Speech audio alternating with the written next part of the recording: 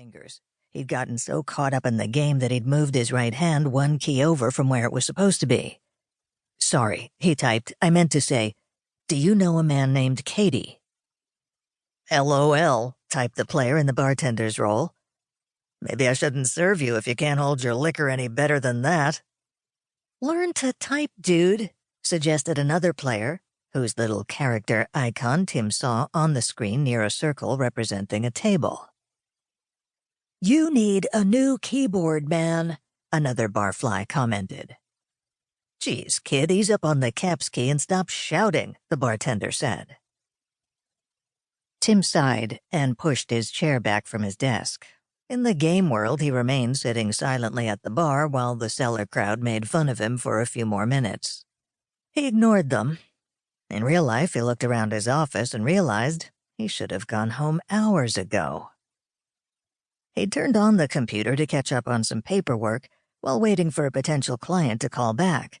He'd only meant to play for a few minutes, but that was at 6 p.m., and now it was, holy smoke, after 2. So the evening was shot. He might as well pack it in till Monday. After he finished this game session, of course.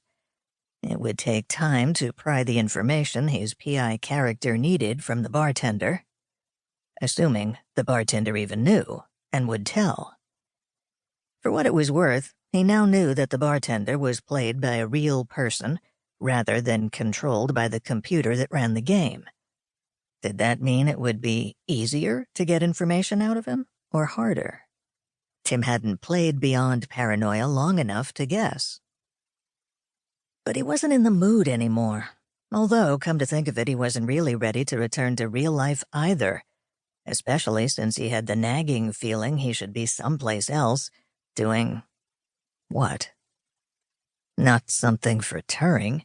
She'd have seen him online and reminded him, and not Maude either. She'd have asked Turing to remind him. Ray! Damn! He was supposed to meet Ray Santiago to help him out with something. Ray typically didn't say what. Tim grabbed the phone and called Ray's number. No answer.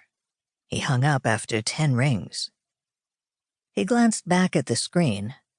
In Beyond Paranoia, the bartender was asking him if he wanted another round. He had his on-screen character shake his head. He rummaged through his desk for the paper where he'd written down the information. 10 p.m. at the Aztec Maze. "It's just a dance club," Ray had said, seeing Tim's dubious look. "No ritual sacrifices to the harvest gods or anything like that."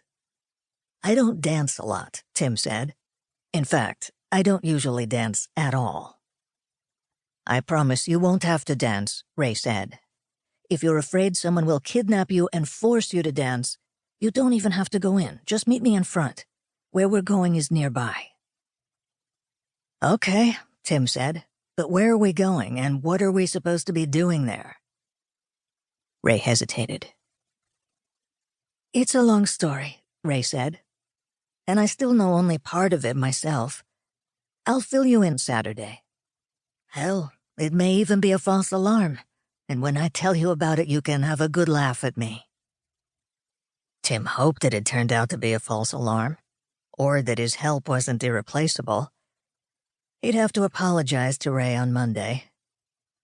On a sudden impulse, he called his own home voicemail. 2 new calls. The first at 10:31 was from Ray. He could hear a hum of voices and Latin music in the background. "Hey, Tim. You there? I'm down at the Aztec waiting. Hope you're on your way. See you."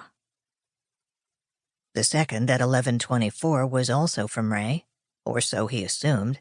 Same background noise, but no message. Just 10 or 15 seconds of the music, and then a hang-up. "It'll be okay," he said aloud.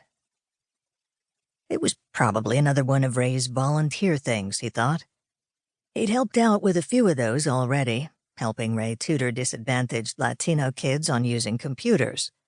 Which was a farce because after 10 minutes of fooling around with the machines, most of the disadvantaged kids could run rings around Tim at the keyboard. Taking this